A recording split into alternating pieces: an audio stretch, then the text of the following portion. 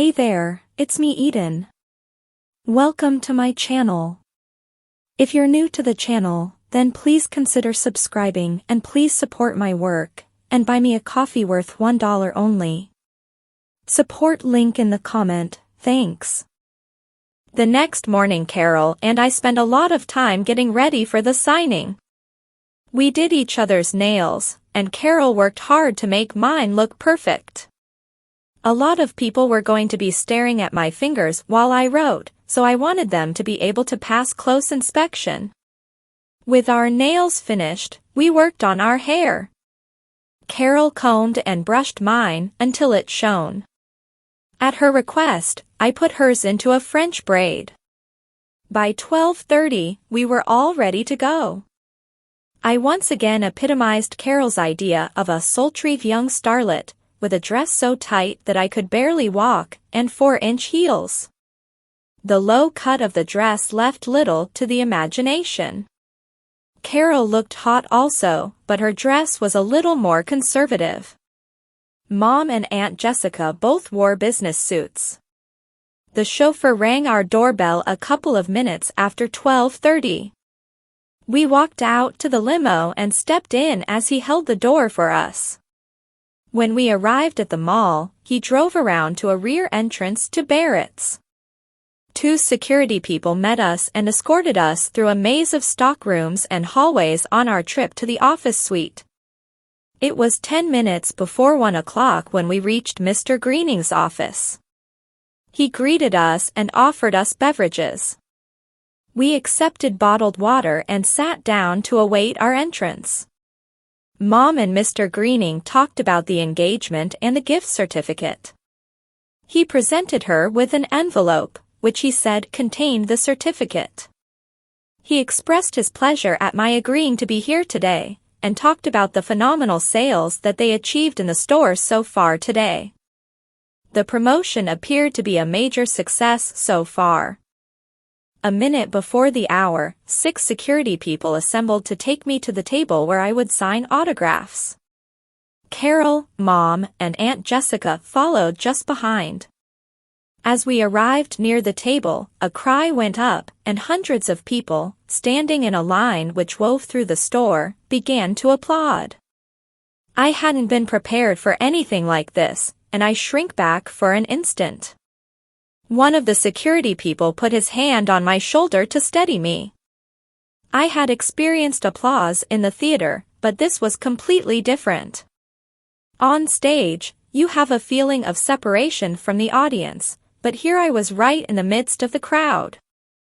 I swallowed my anxiety, put a smile on my face, and proceeded to the table with all of the bravado that I could summon. The store had organized everything very well. As soon as I had sat down, people were allowed to approach the table. There were a variety of pens and felt-tipped markers on the table. I began to autograph books, newspapers, and photographs. I learned that the photos had been purchased as the autograph seekers stood online. A store associate walked down the line with a sandwich board, which showed the several poses available. If anyone was interested in purchasing any of the shots, 2 following associates sold the photograph to them. After I signed my name, the person was given a numbered coupon that they would fill out and drop in a jar before leaving the area. The successful winners must be in the store during the drawing. I realized that this would keep people shopping until the drawing was completed.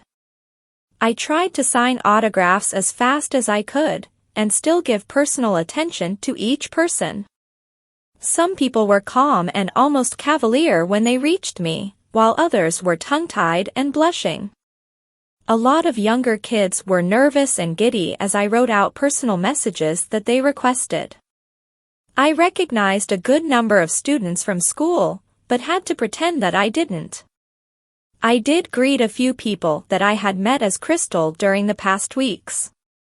At 1:50, I took my scheduled break. One of the security people made an announcement that everyone should maintain their place in line, and that I would return after a very short break. Heather and Sherry joined us as we walked to the office. The security people tried to stop them, but I explained that they were my friends. I enjoyed a bottle of chilled water before leaving to return to the table. Applause sounded as we again reached the table, but this time I didn't recoil. I smiled, waved, sat down, and resumed signing autographs. At 3 o'clock, I had not yet reached the end of the line. So I continued to sign for as long as people waited. I couldn't just leave after people had waited hours to see me. A sales associate had blocked off the end of the line at 3 o'clock, so that no new people could get in line. The numbered coupons had long ago been used up and the jar contained the 500 completed entries. Just before 4 o'clock, I signed my last autograph. My hand ached from the effort. As soon as I was done, Mr. Greening stepped up so that the lucky winners could be selected. They dumped the contents of the jar into a large box and shook it up thoroughly. Then I reached in and withdrew 10 entrees, one at a time. I handed each to Mr. Greening, who with the help of his assistant recorded the names and coupon numbers of the winners. Then he had me pull an additional 5 entrees in case some of the first 10 winners were not in the store. Using the store's public address system, Mr. Greening read the names of the winners. He announced that they have 5 minutes to notify any store associate of their presence. Over the next 5 minutes, 8 winners were brought to us. At the end of 5 minutes, 2 more names were called out. When those winners were escorted to us and everyone had presented their coupon stubs, Mr. Greening declared the contest complete. A photographer took pictures as Mr. Greening and I presented the tickets to the show to each winner. Additionally, Mr. Greening gave each winner a coupon good for dinner for 2 at various city restaurants. As a finale, the photographer took a picture of all of the winners, with Mr. Greening and myself in the center. I knew that I'd see that one in the paper as a business promo. With the ceremonies complete, we returned to the office briefly. Mr. Greening checked his computer screen and smiled broadly. He said that sales for the day had so far not only topped all projections, they had topped all goals.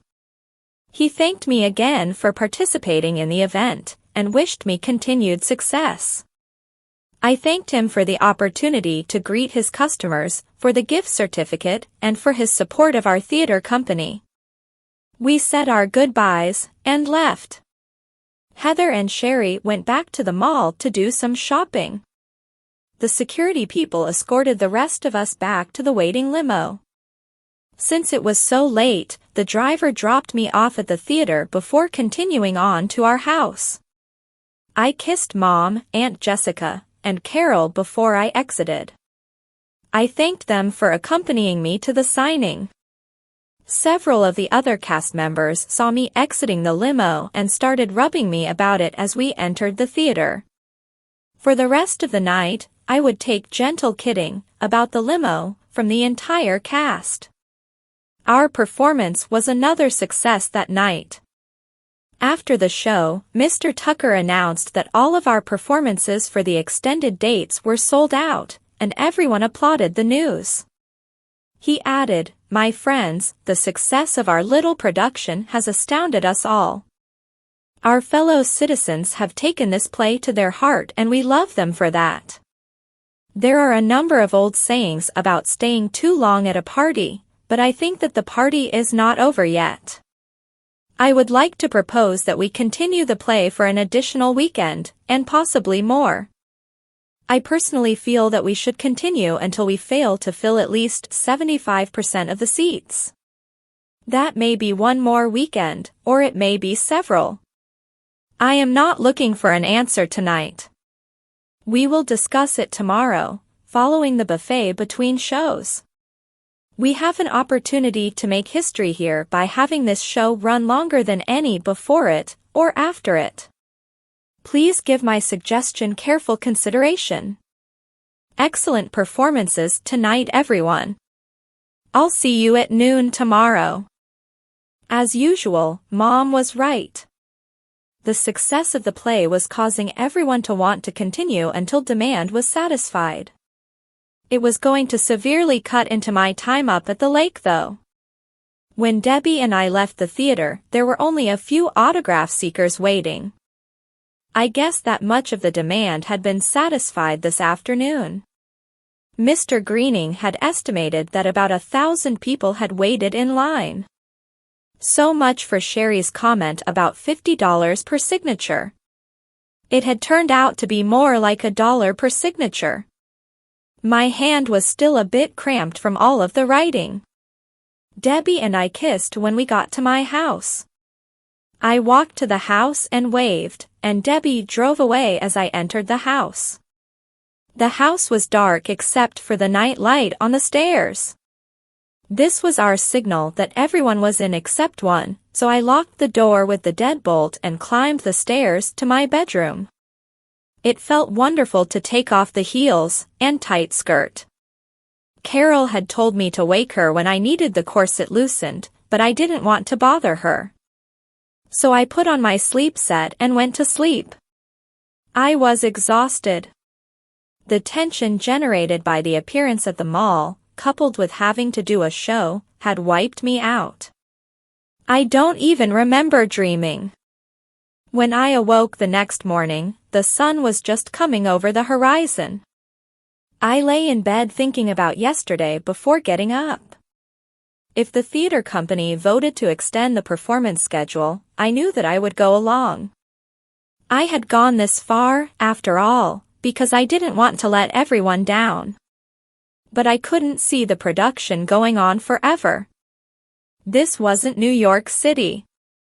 Eventually, everyone who wanted to see the play would. Mr. Tucker said that we would close the production as soon as we failed to fill the theater to 75% capacity. Since the theater held about 500, that would mean that with the 4 weeks that had been sold out, 8,000 people would have seen the play. There couldn't be that many more that wanted to see it. The total population within 30 miles of the theater couldn't exceed 350,000 and people were not going to drive more than 30 miles to see a non-professional acting company. So I reasoned to myself that the play would fail to meet the quota within one more additional weekend. I thought about the signing session also. It was just so incredible that all those people wanted my signature. More likely, many of them were there to try to win the free tickets to the play. My hand was a little stiff, but was basically okay. I was glad that it was over. It was so weird when the people cheered my arrival. Maybe they were just cheering because the line would start to move. Yeah, that must be it. I went to the bathroom and washed my face and hands. I was now fully awake, so I put on my slippers and went downstairs to the kitchen. I mixed up some pancake batter and put the skillets on the stove to warm up slowly. I sat down at the table to read while I waited for the family to get up. Mom and Aunt Jessica came down first. We kissed while sharing greetings, and I went to the stove to turn up the heat on the skillets. While I tended to the pancakes, Mom made a pitcher of OJ and put a pot of tea on to brew. Just as the first pancakes were ready, Carol came down. I delivered the first batch of pancakes to the table and poured the second batch. When they were cooked, I dished them up and turned off the heat beneath the skillets. We talked about the signing session yesterday, and I got a chance to see it through the eyes of my family. Mom said, "Crystal, you looked and acted very poised yesterday. I was very proud of you. I received a number of compliments about you from the store personnel. They told me how lucky I was to have a daughter like you. I wasn't poised on the inside, Mom. My stomach was doing flips for the first half hour. I never expected so many people to show up. The stores know that there's nothing like a big show with a celebrity and a giveaway to attract crowds. They did a wonderful job of controlling everything. Carol said, I was so proud of my little sister that I thought that I would bust. Aunt Jessica said, I really liked the way that you related to the people, Crystal. You took the time to personalize the comments on each photo or autograph book. That was very nice. I've been doing that since the beginning, instead of just signing my name. Carol got up and went to see if the paper had been delivered yet. She returned with it a couple of minutes later. She said, I wonder if there's anything in the paper about it. She opened the paper to the business section but didn't find anything. Then she turned to the entertainment section. When she reached the centerfold, she whistled. Then she laid the paper down on the table. The entire centerfold was devoted to the signing session and the play. There were several photos, which showed the crowd snaking through Barrett's, and several pictures of me signing autographs. The original review of the play was reprinted along one side. A new article talked about the crowds that had showed up at the store to get my signature. Nothing was said about the giveaway of the tickets. I guess that they were saving that for a business article. The article went on to say that the extended performance schedule of the play had already been sold out. I said, every time I think that the publicity is going to die down and let me resume a normal life, they stick my picture in the paper. Mom said, that's the life of a star. The day will come when you'll want your picture in the paper. Fame draws bigger audiences mean bigger roles mean bigger paychecks. Carol said, Crystal, do you think that you'd rather be in movies or in the theater? I don't know. I don't know anything about the movie business. Aunt Jessica said, there's a lot more money in the movie business. I've read that actors do theater because they like the instant feedback that is missing in making movies. Since you don't like the audience's reactions, you should go into the movie. I didn't say that I didn't like the audience's reactions. I said that I just want to be a normal person outside the theater. Mom said, I'm sorry, dear. If you become a famous actor, you may lose much of your privacy forever. The paparazzi get worse each year according to reports that I hear. I can believe it. I'm not a famous actor and yet I keep winding up in the paper. Carol said, you're famous in this town. I bet that there are very few people that don't know your name. And most would recognize you. I wonder if I'll start having problems using the public transportation. Mom said, if you start to have any problems, let me know immediately, and I'll bring you to the theater in our car. Okay, Mom. After breakfast I went upstairs to take a long hot bath. Carol helped me to remove my corset, and I slipped into the steaming water. It was so warm that I had to sit down slowly, but it was heavenly once I was in. I rubbed and scratched my poor wrinkled skin as I relaxed in the bath. When the water started to chill, I ran in some more hot water to warm it again. I used Carol's razor to remove any hair on my legs and arms. The next time that it began to chill, I finished washing and exited the tub.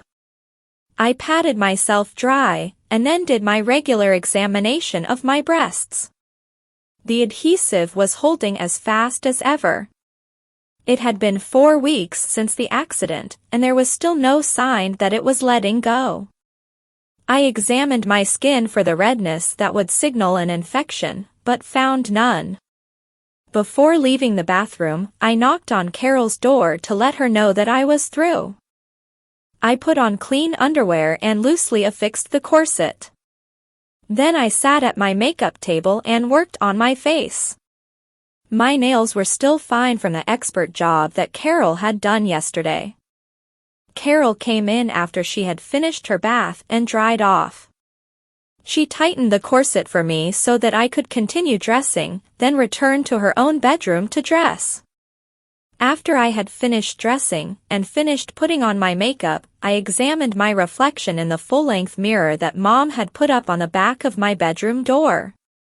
The last vestiges of my former identity had, by now, totally disappeared. There was absolutely nothing that would indicate that this was once the room of a 15-year-old boy. I liked the new look, but I wondered how I was going to change it all back once the show was over. I couldn't very well have a room like this as a boy. For now, I would enjoy the freshness and smells of my room. Mom had put several dolls up on the shelf where my model car collection had resided. I took one down and looked at it. It looked like Scarlett O'Hara in Gone with the Wind, and was dressed in a light yellow antebellum dress. I noticed that there was a very small chip on its lip. I took it to my makeup table and using a drop of nail polish that was the same shade as the paint on its lips, touched up the tiny spot. I closed the bottle and was blowing on the fresh polish to help it to dry when Mom walked in.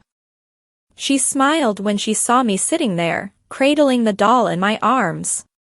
She said, "That's one of my favorites, also. I'm glad that you like it. But you have to put your dolls away and finish getting ready to leave. Here, let me brush your hair." She took the doll and put it back up on the shelf. I said, "It had a small chip on its lip. I was just repairing it with a little nail polish." "No need to explain, dear. We girls all love our dolls. You're never too old to enjoy them." I remember all of the dolls that I had while I was growing up. I had shelves filled with them. I also had my bed covered in soft, cuddly, plush animals. Your father objected to having any in our bedroom, so I packed them up. One day, without my knowledge, he put them all out for the garbage truck to haul away. I never forgave him for that. They were mine, but your father was an insensitive bastard at times. I think that was what led to our divorce. He hasn't even bothered to remember you kids on your birthdays, or at Christmas, these past years. Mom combed and brushed my hair as she continued to talk. I didn't interrupt because I wanted to hear about my father. I didn't know much about him.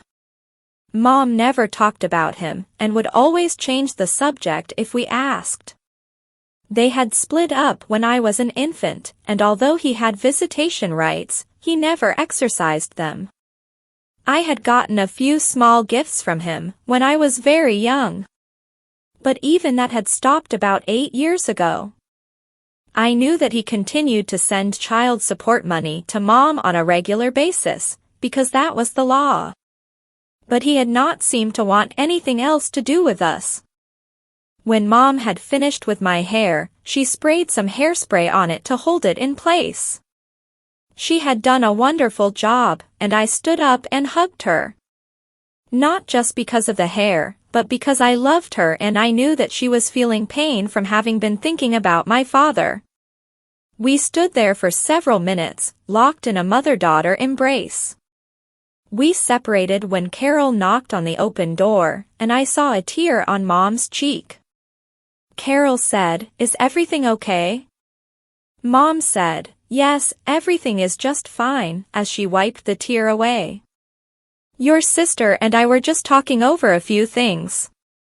Time to finish getting ready to leave for the theater, dear. Come on down and have a cup of tea before you leave." She left to return downstairs. Carol said, "What happened?" "Nothing. Mom was just helping me with my hair." She started to talk about Dad, and got very sad. "That's all." "Oh. She doesn't talk about him much anymore. If he didn't have to send a check each month, I wonder if he'd even remember that we existed." "I'm finished up here. Are you going down for tea?" "Sure, sis." I grabbed my purse and we walked downstairs to the kitchen. Mom said, "We'll take you to the theater today because of all of the publicity. We're going shopping anyway. We need to buy groceries for the trip to the lake and a few other things. Carol, are you coming with us, or going to Heather's house?" "Heather, Sherry, and I are going to the mall. Maybe we'll see you there." "We're not going to the mall today. There's a big factory outlet sale at the downtown shopping center. We're going there. Why don't you girls stop in and check it out? The promo says that prices are up to 70% off on summer clothing because they have to make room for the winter stuff arriving next week." "Okay, Mom. I'll tell the girls." At 11 o'clock, Mom, Aunt Jessica, and I left for downtown. They dropped me off in front of the theater and continued on. Everyone that I saw on the street in front of the theater smiled at me and said hello. I returned their smiles and greetings before turning into the alley which led to the stage door. It was so strange to have everybody that I met act as if they knew me. I put my purse in the makeup room and sat down to talk with Barbara and Marge. As usual, they were playing cards. Barbara said, "Hello, Kiddo. I see that you're the #1 topic in town again today. That's some spread in the paper. Did you hire a publicity agent or something?" Marge said, "Oh Barbara, stop teasing the poor girl. You know that no publicity agent could get the kind of coverage that Crystal is getting. She must have hired a carload of publicity agents at the very least. Funny, guys. You know that I don't like all of this publicity. I wish that it would all end. It will be over soon enough, kiddo. Enjoy it while it lasts. Our next production doesn't open until February. And there's no guarantee that you'll get the kind of recognition that you're getting now. I could live without all of the recognition. I just want to enjoy being a member of the company and having the opportunity to work with all of you. I feel like you're my second family." They stopped playing cards for a minute and looked at me. Barbara said, "That's the sweetest thing that anyone said to me in a long time.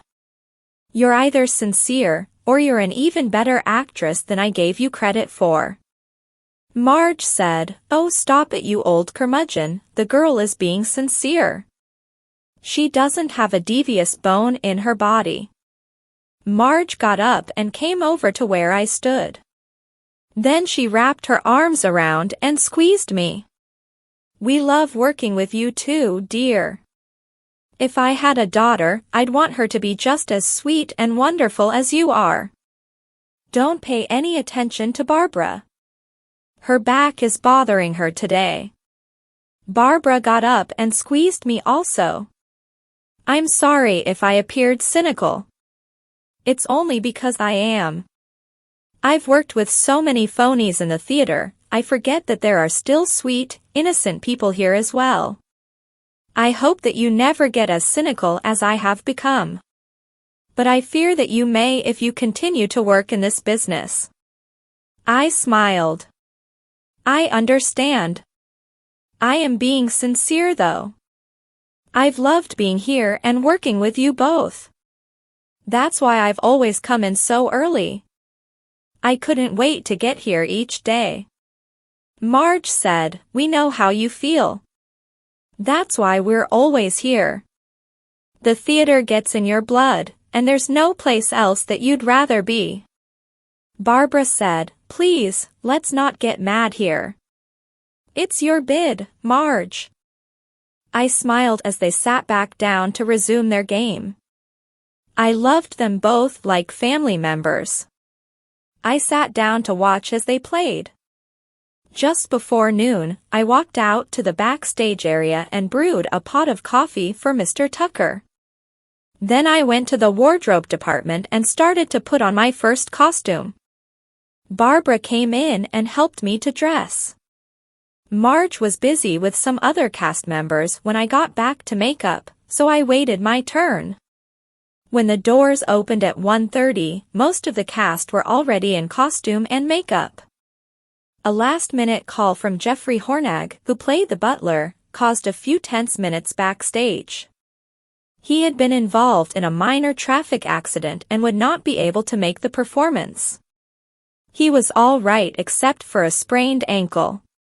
Since his was a minor role, he did not have an understudy. We briefly discussed our options.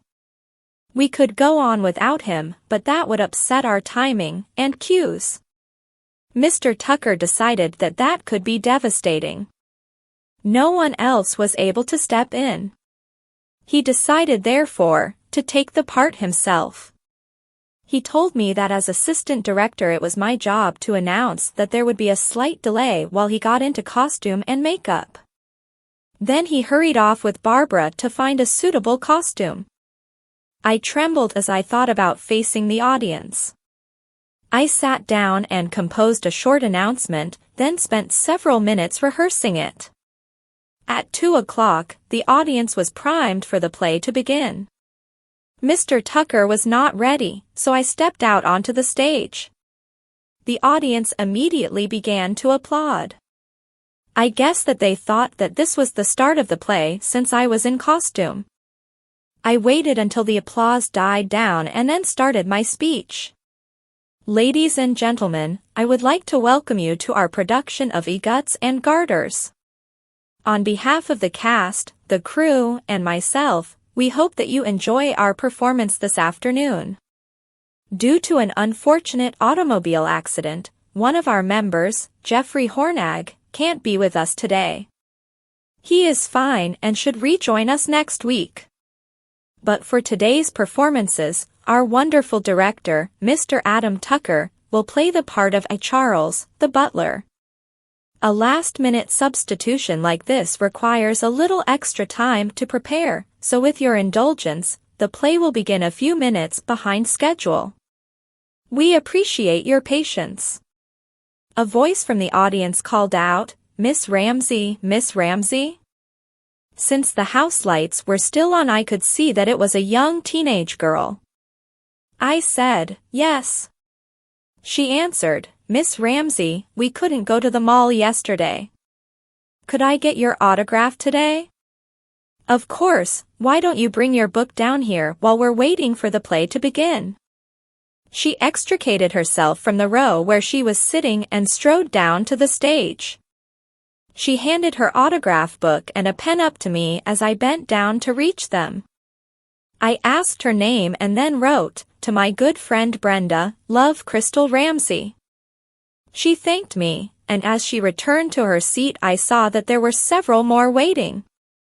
I motioned them to come over and then spent the next 10 minutes signing autographs. When the last one was signed, Debbie opened the curtain slightly and said that they were almost ready. I said to the audience, "I have been informed that we are almost ready to begin. Thank you for your patience and I hope that you enjoy the play." The audience applauded again and I waved before stepping back behind the curtain. I went to my starting position and faced the wall as I got into character. I went over my opening lines in my head, and turned around when I felt ready. The stage manager was watching me, and when I nodded, he signaled to everybody that the curtain was about to open. The audience again applauded as the house lights dimmed. As soon as the applause had almost stopped, the curtain was opened and we began the play. Everything went very well. Mr. Tucker brought a new dimension to the character that he played. I saw the difference that an actor can make in a role. The audience laughed in places where we had only heard a chuckle or two in the past. We had to adjust for the audience reactions as the play progressed.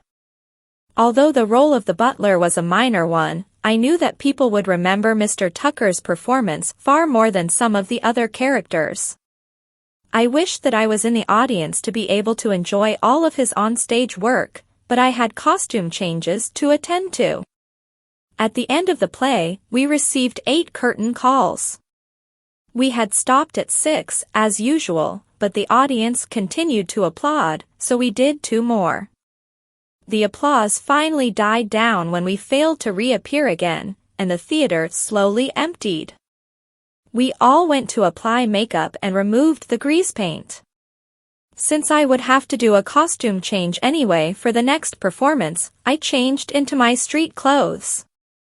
There were several hours before show time, and the heavy floor-length dress was even more uncomfortable than my tight skirt and heels. I sat with Debbie on the settee after we had each filled a plate with salad from the buffet table. She said, "Crystal, when are we going out again? How about Tuesday?" "I can't.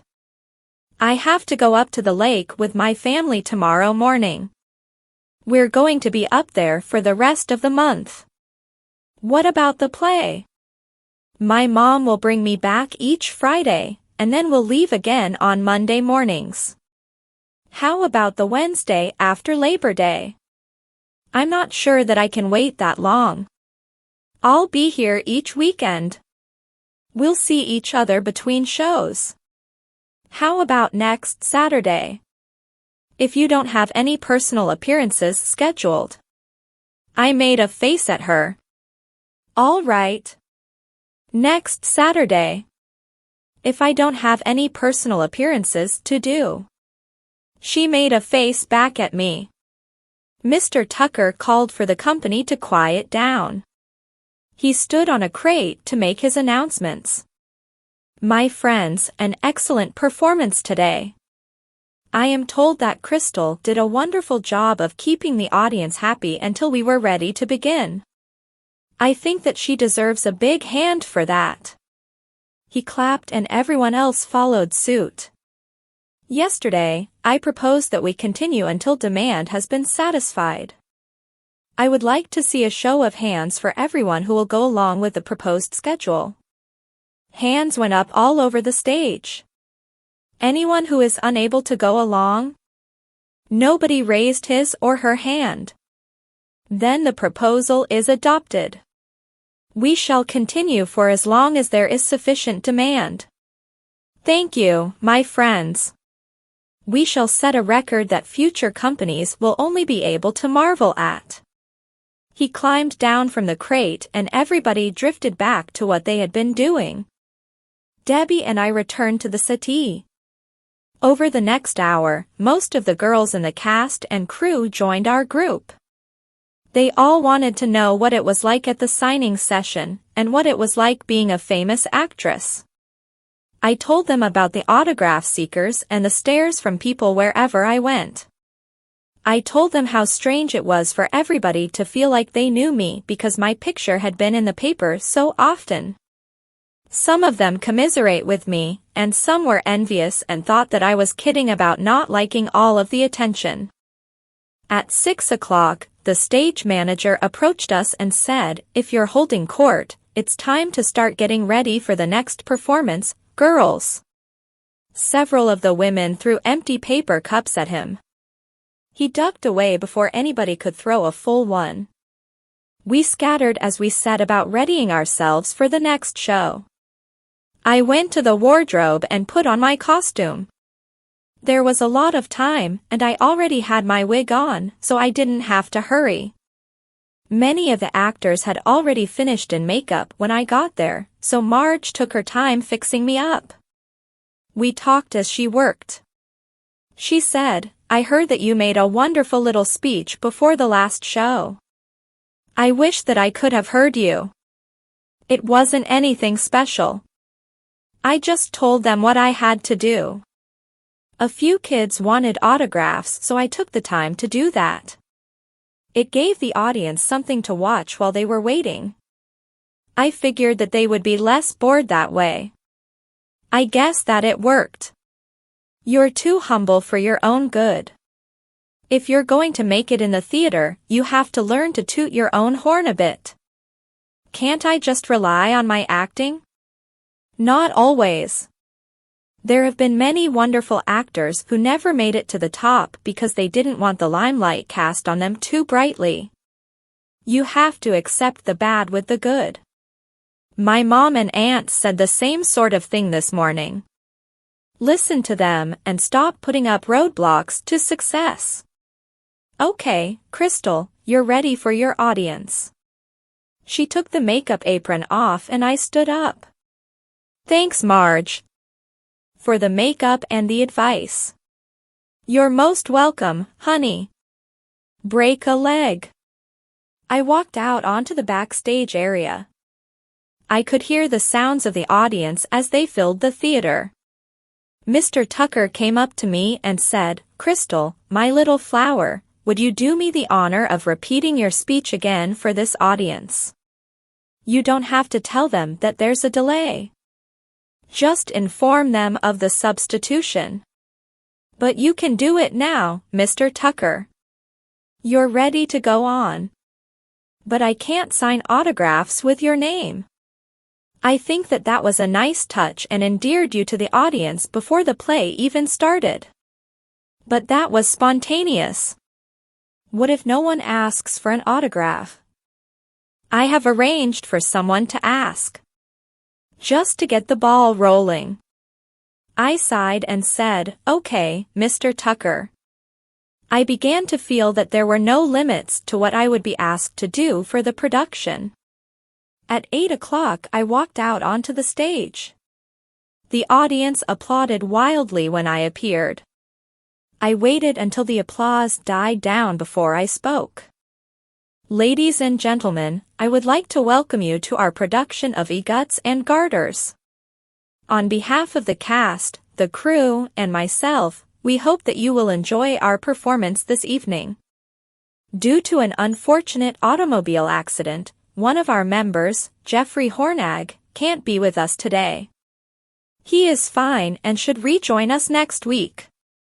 But for tonight's performance, our wonderful director, Mr. Adam Tucker, will play the part of a Charles, the butler. Mr. Tucker is a former professional actor and I know that you'll enjoy his portrayal of a Charles. Thank you. Once again a voice from the audience called out, Miss Ramsey? I could see that it was a young teenage girl. I recognized her as the daughter of one of the crew. I said, yes. She said, Miss Ramsey, I couldn't make it to the mall yesterday. Could I get your autograph now? Of course, why don't you bring your book down here? For the next 10 minutes, I signed autographs, talked, and quipped with the autograph seekers, and a few audience members, as I personalized each message. When I had finished signing the books and photos, I said, thank you for your patience, ladies and gentlemen. I believe that we are ready to start the play. Please sit back and relax while we entertain you. Thank you. The theater erupted in applause. I think that they were glad to see me get off the stage. I went to my starting position and faced the wall until I got into character. When I was ready, I turned around and nodded to the stage manager. He glanced around to make sure that he had everyone's eye, then gave the signal to open the curtain. The house lights had dimmed and the audience applauded as the curtain opened. We began as soon as the applause died down. At the end of the show, we again received 8 curtain calls. Again we felt that was enough and the applause finally faded when the audience realized that we were not going to return. An hour later I was back in my street clothes and ready to leave with Debbie. Mr. Tucker approached me as we walked towards the exit. I said, "Good night, Mr. Tucker. I'll see you on Friday." Crystal, I've been thinking. You did such a wonderful job today when you addressed the audience that I'd like to make it a regular part of the performance. Kind of like a warm-up routine that they do for audiences on television.